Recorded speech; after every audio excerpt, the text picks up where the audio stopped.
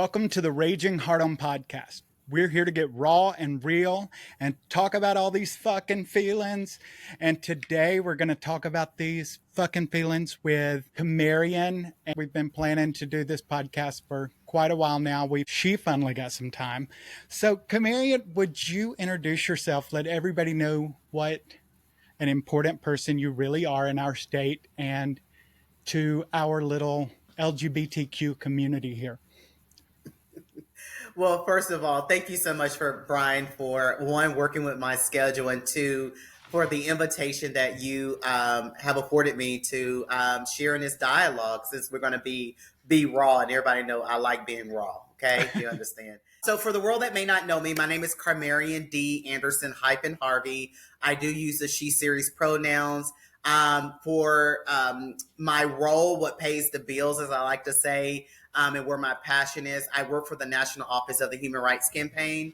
I serve as the Alabama State Director, and in this role, just to sum it up, my job is to do what I can to move LGBTQ equality across the state of Alabama. And so that's anything from electoral legislation, whether that's state or municipal, community, and you just name it. The other lash that I wear, I am clergy, and that's why we can get raw about it. I'm neo-Pentecostal. I like to say that because there are some things from being from the South. My skin tone is caramel macchiato, which means I'm Black, which means that, I leaned in, and I am one of the clergies and also one of the Christians that despite getting hurt in the church, I leaned in and kept hold to my faith because I knew that there was another message that they weren't preaching, which sums up to really just love and acceptance. Among other things that I do, for the sake of change and visibilities, I'm quite honored to be in the place that I am in and the role that I am afforded to offer. At the end of the day, I am loyal to the work. And I will never be loyal to an institution because lives are at stake. And I need for them to tell me how they want to be fostered, healed, supported. And then I take that and become the advocate inside the institution to make sure that happens. And so that's just a little bit about me. Well, I am excited to have, I went to seminary. I grew up a little Pentecostal boy and went to seminary, and I would say, come on, who stole my Honda and tied my bow tie? There's a lot of trauma that people, that we in therapy for today from the church. But yeah, I think our openness to spirituality growing up made us acceptable to some of that hurt. And I think our deep faith led to some of that trauma, because I know for me as a child, like if the church said it, I believed it until I found out they didn't believe it. And it was really difficult for me, but or it was misinterpreted. I mean, you got to unpack it a little bit. It could be misinterpreted. Anytime, and I grew up in the church, Black church. My dad was a bishop. I'm Pentecostal. I belong to the largest Pentecostal denomination on the Mellon side. And one of the things that I realized growing up or being reared in church and having a call so early, I had two calls. I had call to ministry, meaning my call to ministry was not to duplicate the call I saw my father and mother in ministry do, or yet alone equivalent to my twin brother when we accepted our call together. But my call was really, as the Bible said in the New Testament, for those other sheep that are not of this fold. And I interpret that as those that will not show up, those that have been ostracized, rejected. That is who I'm called to. As well, my other call is for me to live out my purpose and authenticity, not just by being a Black woman of trans experience, but actually being a Black woman who actually has a purpose that is transitional. You understand? Yeah. And so, and any time you use, and this is more, not more interfaith, because most of us in the Deep South grew up very Christianity. But any form of a sacred text, which in the Christian we call a Bible, anytime you use that to weaponize, it's going to provide trauma and mental health in the long run. And when I say the long run, because most LGBTQ plus or queer individuals, they learn later on that's not what the text was intended. Or, they try to go back to their faith because it's part of their culture, it's part of their DNA, it's their hope and resilience that they get from it. In other words, they took the meat, the good meat, and kept the bad and what they didn't want, and scraped it off their table, and they continue to move and self-identify just as a spiritual person.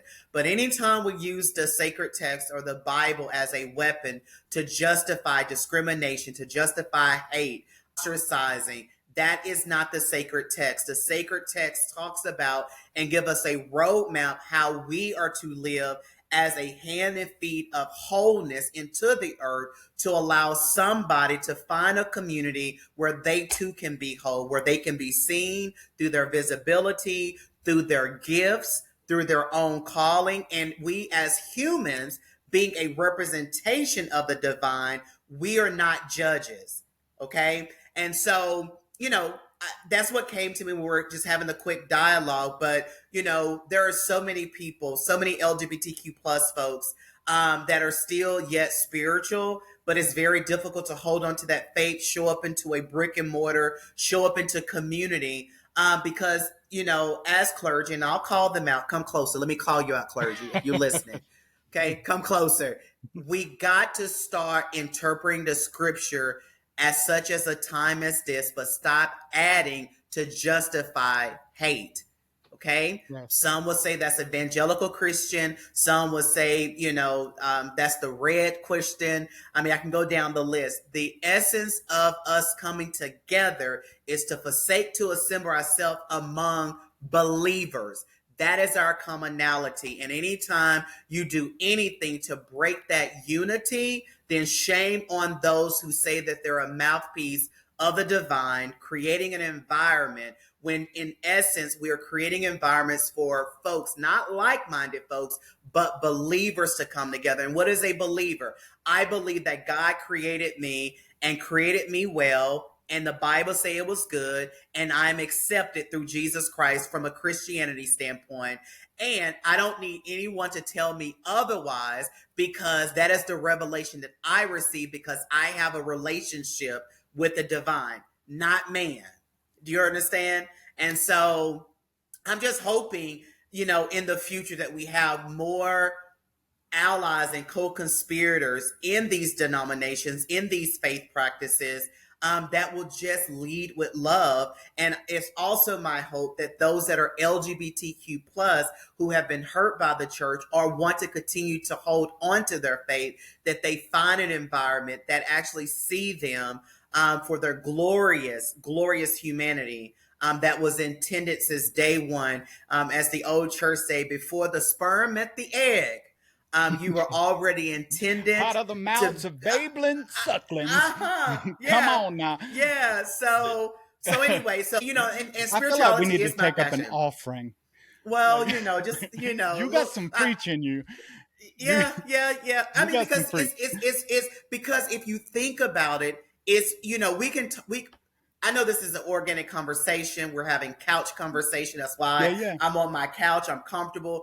But cultural kind of perpetuate what we're seeing in the landscape within the LGBTQ plus community. We have evangelical Christians who are supporting legislation and bad rhetoric as if there is a issue with this community, and there is no issue. Do you hear what I'm saying? Yeah. So they're using spirituality and Christianity and all other faith practices as a way to justify. And you can't use that as a justification.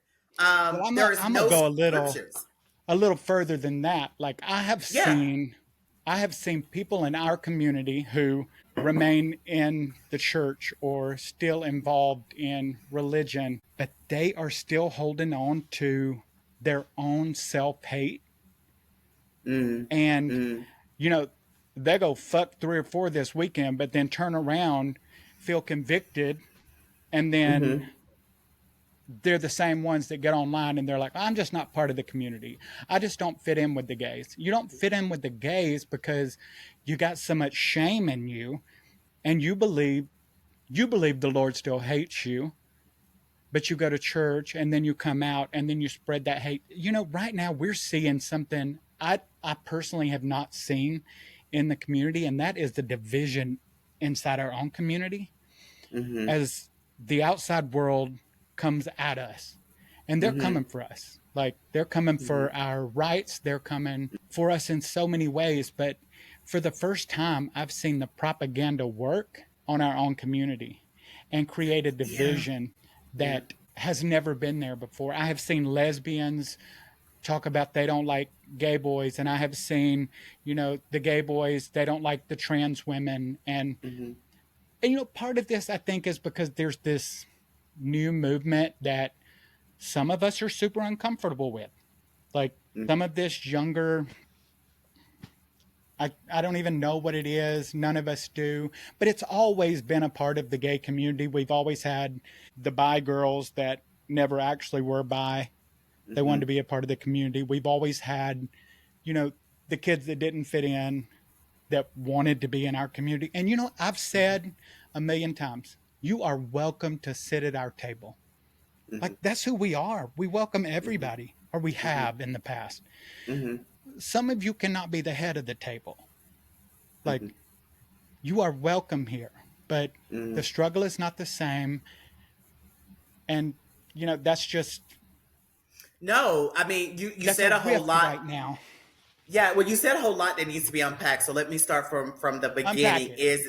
Is that you do have individuals that are marginalized or that are part of the LGBTQ plus community, that still frequent, their faith practices, their buildings, their churches, however they choose to show up in their spirituality. And then you alluded to, but yet they don't want to be, attached, or they feel condemned, and so forth. The first step is that, and especially primary to the deep south, is that going to a church is cultural. And think about it. If you are removed from something that is part of your DNA, you wrestle with that. And so what happens is you wrestle enough that your cognitive mind can separate the two, and rather than bringing it all together in wholeness, as I would like to say, okay? And so I would like to really to affirm those that still attempts to show up, Yeah. if to the best of their ability. But I also hear the message of you're showing up, but then you're adopting what you're listening to. And it really affects you first because it's going through your ears first, and then your ears is leading with that, and then you segregate yourself, and you're part of the community. You're part of Yeah. this LGBTQ plus. And then there's the other piece that why we just can't get along. You know why? Why we just can't get along. We this is Pride Month, and I go to many a prides, and I see the diversity there. I see them hugging and loving and We licking and do get kissing. along. We We get do in along. person, in person. We in But these person. We keyboard Yep. warriors Yep. sitting behind, like, there was somebody that I did a podcast with, and I did not air the podcast Mm-hmm. because at the end of the podcast, when I was editing it, I was not proud of my inauthenticity. I was Mm-hmm. not proud that I sat and didn't speak up when I knew the things that were being said went against my core values, and I got Mm-hmm. quiet and I didn't stand up. And it was all of these, like, triggering statements that caused division. And I was a wuss. Like, I sat my ass back and nodded and smiled and was a people pleaser. And I didn't air it. Yeah. But Yeah. this guy Well, is you got to known understand for, that there is a system that is in place. And I would like to, inform the audience, that the system is working. Because, if we go back to even segregation because of race, black and white, there was a system in place to keep us divided. And even though we got laws that says that we are equal, we still live in a racism nation. Okay? If you think about that, they consider Black people, brown people, Jewish people, and so many other marginalized communities as different, okay? And they built systems around it in order for them not, and myself, not to have access or the privilege to seem equal to the non-melon people, okay? But then we as the LGBTQ plus community, we are also, there is a system to keep us divided in the inside of our family, because regardless if we show up and we're on our best behavior, it really is the action behind when we're not in community. What are we doing to promote that we are a whole, there go that word again, we are a whole community. That means that in front of your face or not, I'm going to respect you as an individual or as persons. I'm going to advocate, because when I advocate for the community, I'm also advocating for me. But there is a system that has been built to keep us that are marginalized in division, so we can unfortunately debate, fight, debuckle within, which doesn't give us room to pay attention what's happening on the outside that's truly has affected us. That is the reason why our laws and our legislation has really been able to come in like a serpent, and weasel its way in, because the system has programmed us to not even get along. Well, And don't you? so, I mean, it's a little frustrating. I can't speak for all marginalized communities, but in this community, and I think historically in most marginalized communities, there has been a self-hatred that has caused even those in that community to find another group inside the community to say, yeah, I'm one of you, but you're less than me. You know?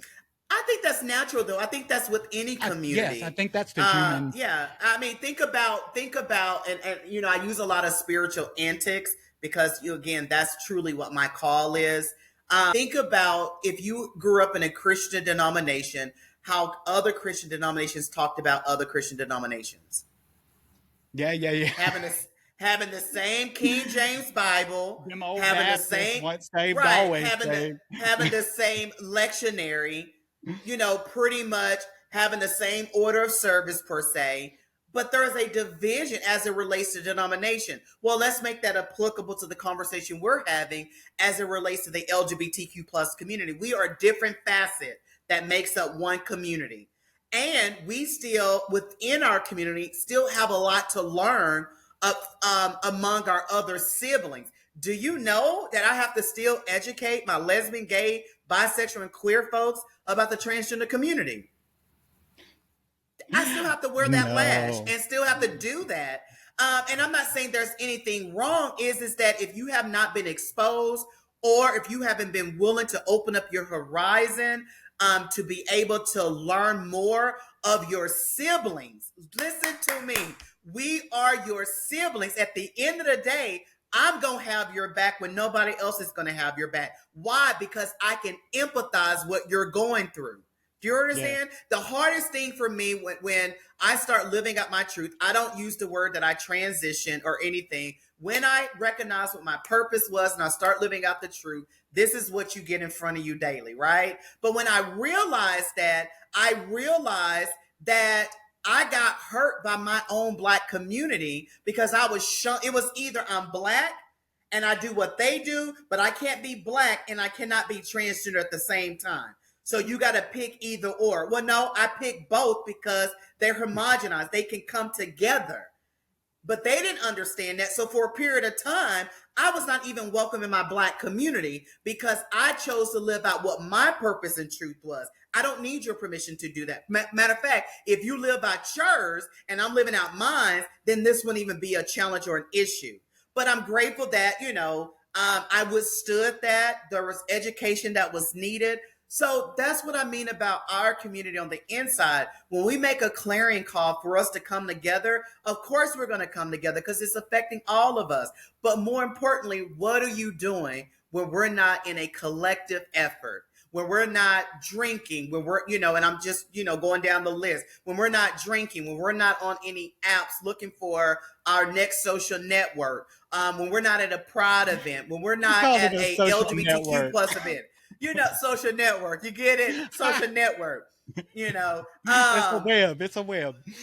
yeah. But what are we truly doing? You know what I'm saying? And it's almost like that. I tell my church and those that I minister to, what prayers are you offering up when we're not in front of you? And if you're just praying for yourself, then that's being selfish. But if you're praying specifically for others, oftentimes we pray for others. We pray for others that are in our circle, our social network, things that are attached to our narrative. That is how we have to operate if we truly going to see unity. It is a sad thing that we only celebrate Pride once a month. But, we got Pride 2.0, as I call it, in October. But we should be able to celebrate every day. I remember there was a time in a season where we used to identify people within the LGBTQ plus community, and to greet you and to know that we know that you're part of us. We'll be like, hey fam, what's going on, family? Do you remember that? Uh-huh. I know I'm old. I'm a grandmother of 3 now. A grandmother. I'm a grandmother of 3. My salvation and my truth has preserved me. That's what I like to say. But in essence, there is still more work to do. Now, let's talk about some happy stuff. I know that the last few years, just in, me traveling, even in the state of Alabama and other states, I have seen more of our community be more willing to show up, to learn from each other, because they understand that if I, as a transgender community, is under attack, you're right around the corner. It will affect you as well. In my leadership, I try to do cultural things. So, every year around our state legislature season, every time we get a bad discriminatory bill, I always tell other marginalized groups, years ago, the Black was on the chopping board. Our brown folks was on the chopping board. Now it's the LGBTQ on the chopping board. When they couldn't defeat marriage equality, they had to go back to the drawing board. And now they've been really focusing on the transgender community. Now we're on the chopping board. But don't get too caught up which genre of this marginalized community on the chopping board, because guess what? They're going to recycle and you can be next. That is the reason why I promote this message outside of just LGBTQ plus, but all marginalized individuals that can empathize with discrimination, racism, and you just go down the list that is not allowing us to thrive. We can come together. Yes. But I've noticed one thing our community does is we see any community struggling and we go, okay, you're part of us. You're part of it. And they don't all want to be part of us. Mm-hmm, mm-hmm. They don't all love us. They don't all agree with us. And I think one of the distractions that's happened in our community is we've tried to pick up every stray out there and put them in our back seat, and they don't want to ride. Like, there are groups that we have. I was at a pride thing in Atlanta, and there was this big sign comparing, this was a few years ago. It was after all the 9/11 stuff. And they were showing this lady who, obviously, they were trying to appear as ISIS. And they were trying to go, which is worse? And then they had the Baptist with the Bible. And I'm like, what? Like, what are y'all trying to say? Like, neither one of those groups want to be a part of us. So I don't know why we're out fighting battles that we have so many battles with in our community, like for trans women right now, for trans men right now, for, I'm going to be honest. Our youth. Yes. And I have talked about it on here that I have witnessed racism in our community, like blatant, flat out racism inside the community from the white gay boys. I'm about to say, for contextual purposes, When you say that you've experienced it, has it come to you? Because, you're part of my non-mailing group, honey, and I love you for Well, it. but my husband is not. But your husband's not. That's why, for Yes. context So purposes, there right. is So, there is something that I never saw mm-hmm, until mm-hmm. I was close to it. Yeah, yeah, And through yeah, friends of mine that I have been in the room where things have been said that really just blew. I couldn't believe a person first had the balls to say it, but yeah, then to think it was coming from somebody in our community yeah. blows my mind. Well, we're not a perfect community. One of the things that you mentioned was, we pick up all the strays. Whether that's Whether they another want to, marginalized, right? Whether they want it or not, marginalized. But I want us to consider maybe thinking differently about that. And I'm not saying whether I agree or disagree. The way I do look at that statement you mentioned was, if we as the LGBTQ plus community are always being shunned out, doors are closing in our face, and things like that, it would then behoove me as an I statement that I don't do that to other people, because I know what that hurt yeah, yeah, feels like. And so perhaps when I do see someone who is of a marginalized community, that is being shunned out or that is being hurt, it almost makes it feel like it's ethical, my responsibility, because I know what that hurt feels like.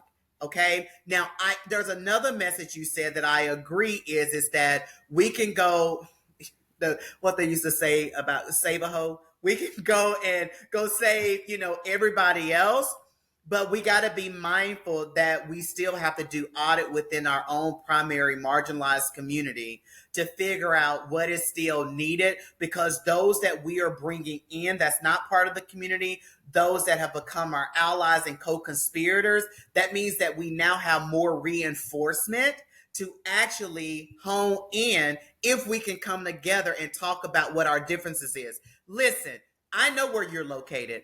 We're in the same state, two different cities.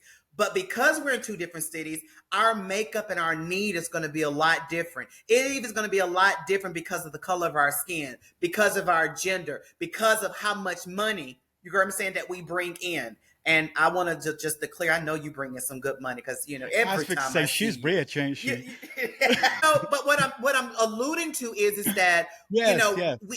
we got to come together. We got to listen to other folks that are in our community. We got to stop superseding that my issue is either equivalent or greater than your issue. What we do is and this is a model that I did when I came to Alabama almost 5 years ago, and I'm a But Southern Belle for are real. we falling for a distraction?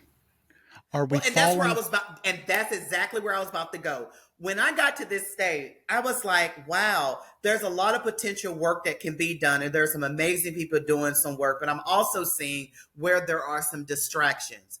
And for the life of me, I start having conversations with other leaders across the state. I run this entire state, so wherever I drive and lay my head is my home at that time. And I kept asking him, how do we fix the distraction? How do we stay focused enough? And to be honest with you, there was no resolution. I mean, I can tell you all day, don't get mixed up with the distraction. That's just a distraction. But if you don't identify that it's a distraction, but later on, then it's to your demise, perhaps, if you don't recognize it sooner than later. You Or as gotta I like to have say, sooner than after a while. somebody's got to have the backbone to call the distraction Well, a distraction. but that's true. But Because there was a I know for my generation uh-huh. in the community, you and I, we lived through a very harmonious time in the community, that it was just all love and rainbows and glitters and shit. But this new thing, we're not used to this because we didn't have this. But we also didn't have the pushback coming from government and the media and everybody else. Because I've told my son, I'm like, when dad was in high school, being gay was cool. Melissa Mm, Etheridge was coming out. All these things were happening for us. mm-hmm, And there was an acceptance that was happening around us mm-hmm. because something has been fired up in the past few years. I swear it's propaganda. I swear it's coming from somewhere that we are all not comfortable saying it's coming from, just to divide us. Mm. We saw it in the 2016 election. Let's be Yeah. real. Like, we thought they were going to have to cut our power grids off. They were going to have to cut our food supply off. And that's how they were going to get us. But no, all they had to do was post some shit on Facebook and we reposted it until the whole country was falling apart from Facebook posts. Yeah. And I feel like this has happened to us. Like, and it is happening to us. Yeah, we're falling for it. But the truth of the matter is, out of all of that, we will always show up to talk about, and this is where I was alluding to, and this is how I had to change the mindset of people that I even work with, okay? Is we always show up. It's easy for us to talk about our differences. Yeah. But we never take the time to talk about our similarities.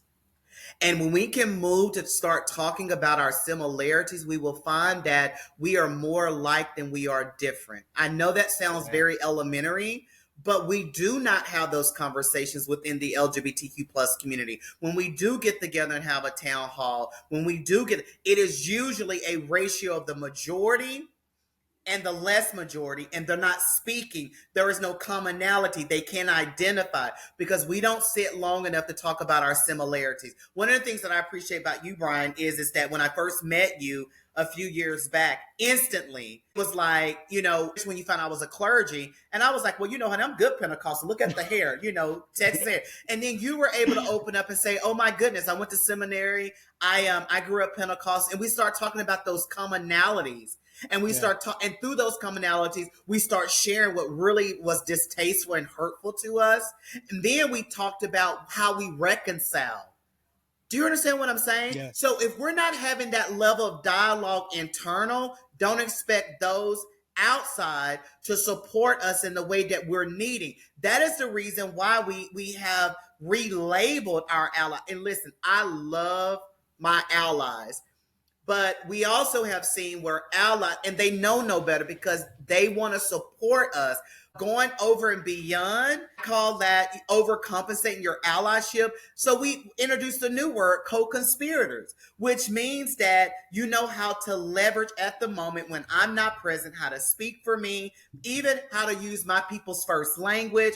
And when you've said enough and when you think you've accomplished, you've sat down. And when I've shown up, you're behind me and say, I got you.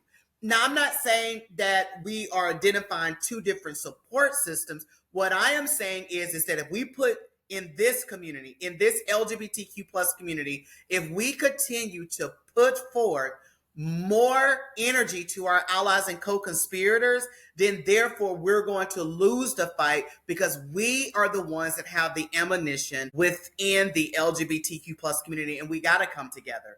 We got to be in unity. We got to have these conversations, and we got to start talking more about similarities than we do just the differences, because the differences is what's keeping us divided. What do you say that we can do as a community? It's Pride Month, to come together. Like, what's the answer to bring us together? Well, there's a couple things that come to mind. When I think about Pride, it is a celebratory opportunity. It's an opportunity to celebrate our visibility, celebrate the choices, celebrate our love, celebrate our authenticity.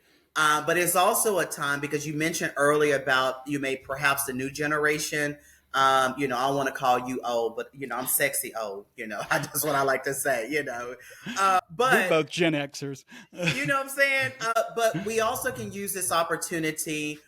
We need more storytelling from our elders in the LGBTQ plus community. I'm not speaking about age, but those that have a service years of living out their truth. Our next generation needs to hear those stories. And if those stories are absent, then they don't have a blueprint to go on.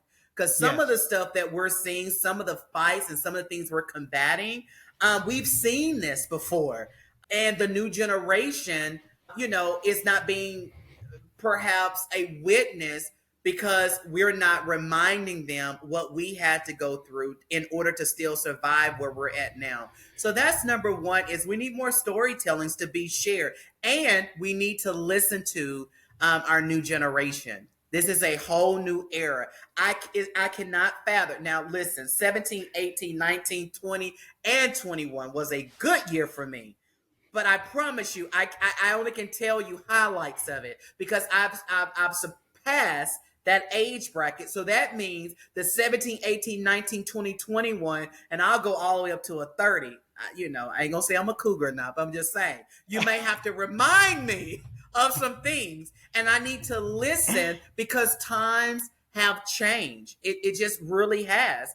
And so we don't stay in one vehicle from the time we get our driver's permit and driver's license up until we retire. We don't do that. We get many of modes of transportation, different vehicles. Some of us start low end, and we're blessed to have an income to take us, and pay that high salary for what I call a name brand car.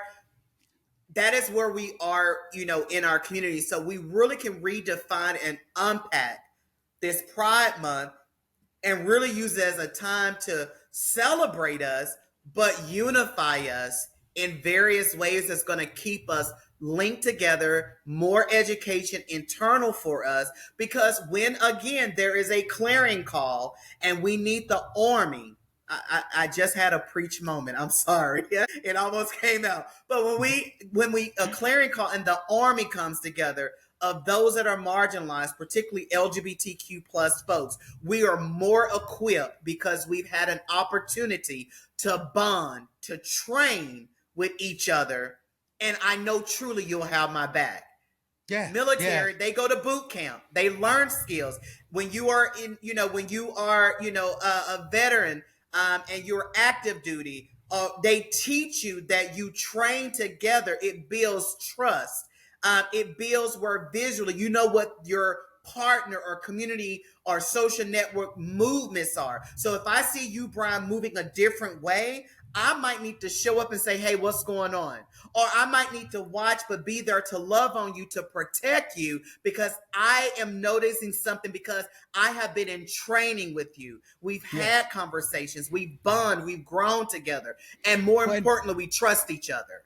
And you told me years ago when we first met and we first started talking, and I told you I wanted to do something. And this podcast is birthed out of me realizing how many of us have trauma and how many of us are unhealed.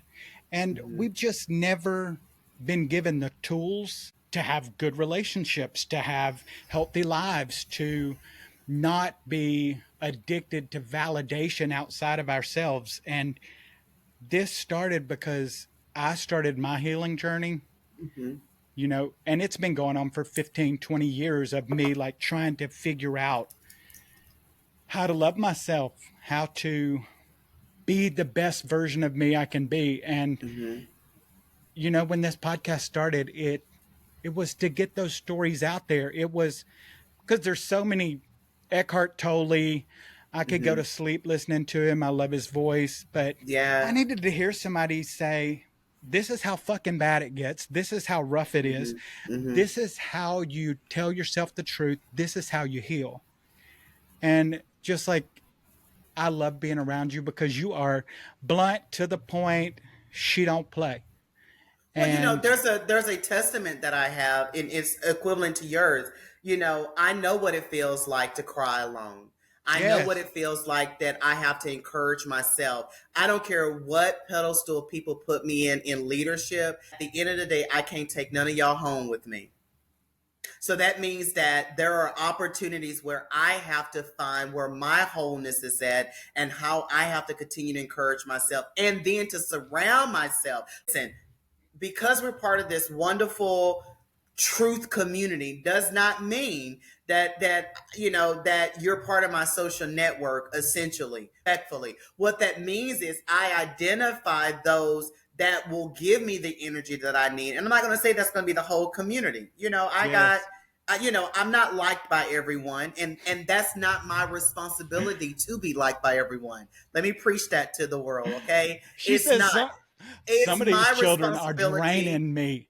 Right. But it's my responsibility how I show up and how I treat others, because the greatest reward is when I feel complete in what I did day to day through my actions. And again, that's filtered through the love that I have for humanity. It's nothing to do with my call. It has nothing to do with I work for HRC. It has nothing to do that I've been part of, of this advocacy world, for almost 30 years. It has everything to do with is that I don't want someone to go through what I went through.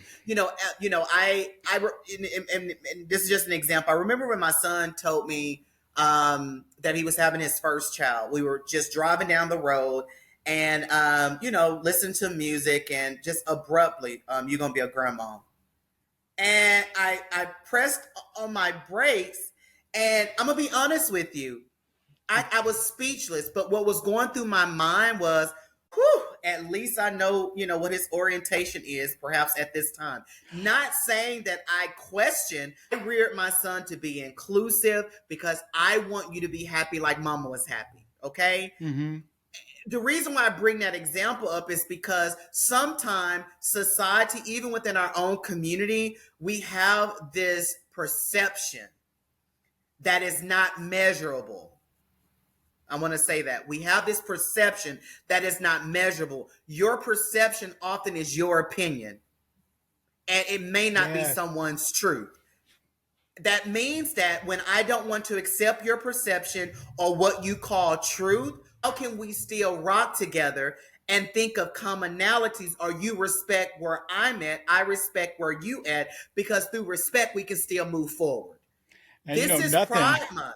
Right. Nothing will bring your truth out like your kids will. I thought I knew all these things about myself, but when you're a parent, mine's 19 now. Okay. Holy shit. Like, well, mine's is 28, so I've been there. Like, I know I believe this, but do I believe this? Like, it's them kids will put some gray on. I agree.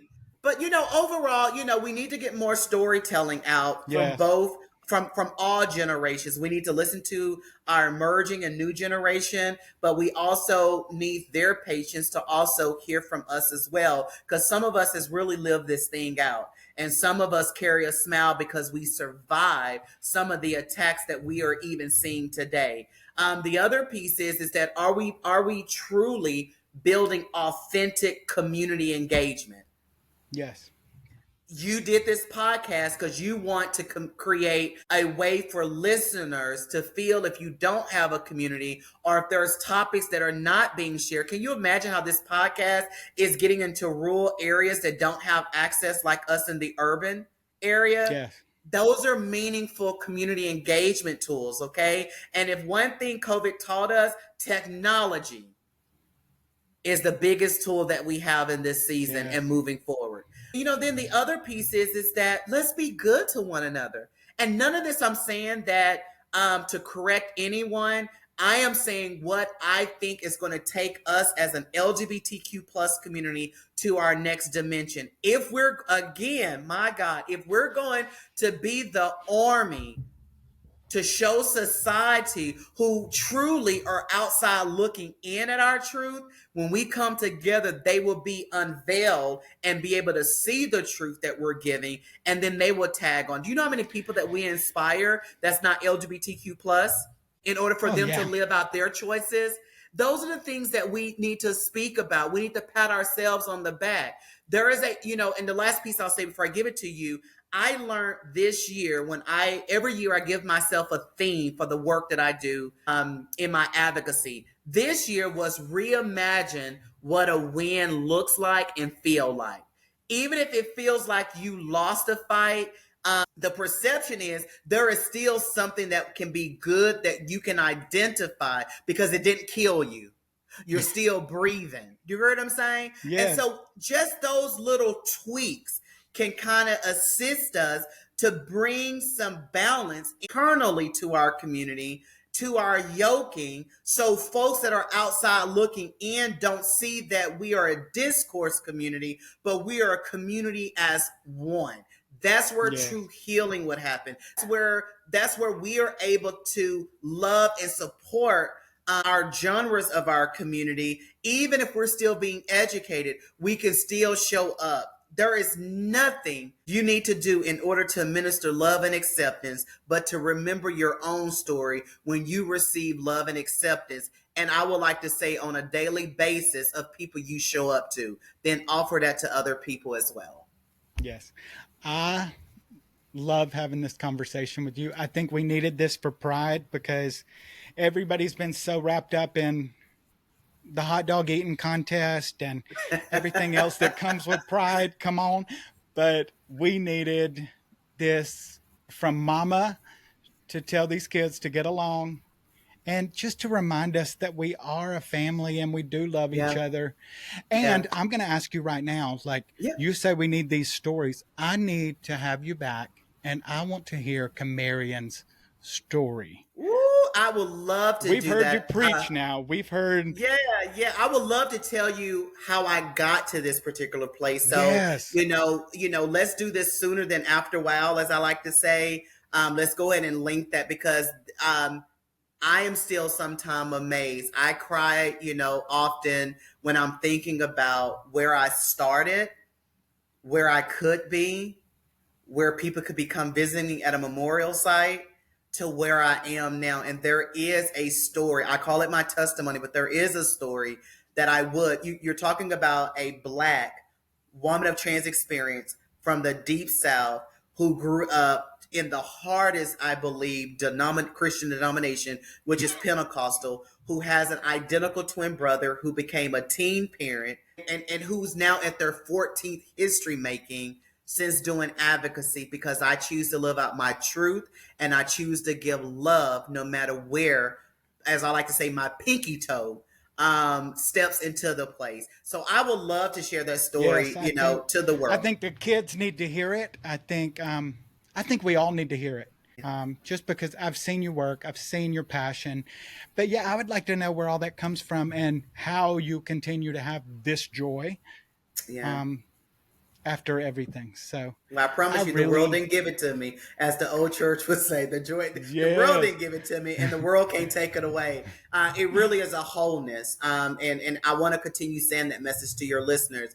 It is something about when you can diagnose your own self and know that you're whole. I'm not perfect, but I'm whole enough where my skin has gotten so tight that even when something comes my way to offend it, I can stop and process and say, they really don't know who I am. They really didn't mean to say that. Because well, if I and respond, yeah, you can only connect to the world as deeply as you can connect to eh, yourself. that is very true. If I you like can't that. be authentic, if you can't tell the truth to yourself, if you can't look in the mirror and tell yourself first where you were wrong, what you need to work on, and not just where you were wrong, but be able to praise yourself in the mirror and see the good in yourself. You're not going to see the good in the world if you can't see the good in the mirror. Mm-hmm. Like, Mm-hmm. if you Mm-hmm. can't connect with yourself, you cannot connect to others. Yeah, yeah. And that's all we're saying with Pride. This is a season of connectability. And when we get into July and August and September, the remaining of the year, let's continue to live out our pride. And whatever that Ooh, might look like in your life, that's there going to be are a trial when the weather gets that hot. but live it out because someone is still trying to learn how to live out theirs and they Yes. and they live sometime vicariously when we truly have lived out our pride. And it's not just for show and fashion, it's because we're presenting ourselves whole into a world that is trying to erase us, and we show up and say, yep, we're still here because Yes. it was by design, it was by appointment that we were intended to be here. And again, I'll continue saying, if those outside looking in can just get a glimpse or feel what our strength is, we will move to our next dimension in this country. I Yes. promise you, we will. With all of the attacks that's trying to minimize us and erase us, you need us. We are the harvest. And guess what? It's plentiful. And there are some wheat that's growing with the tear. You heard what I'm saying? And Yep. we as a community, we stay bound together. That is what protects us. That is what keeps us and grow us. That's what puts a shield around our community when these attacks come. But if the inside home can exhibit that, then what do you think the world is looking at? And that's Yes. where the system then comes in and divides us. And so this has been a great conversation. I wish we Yes, had it more has. time. We're going to do it again, and we're going to get into you. I want to say to you, you are my sister. I love you. And I am honored that you took the time today. I know you have a busy schedule. I also want to say happy Pride. Happy Pride. And let's do this again soon, because I want to share with all the listeners like your backstory and everything that brought you to this point. If you enjoyed this episode, don't forget to share with your friends and family. Also, if you have comments, questions, or maybe you want to share your story, you can email me at raginghardonpodcast@gmail.com.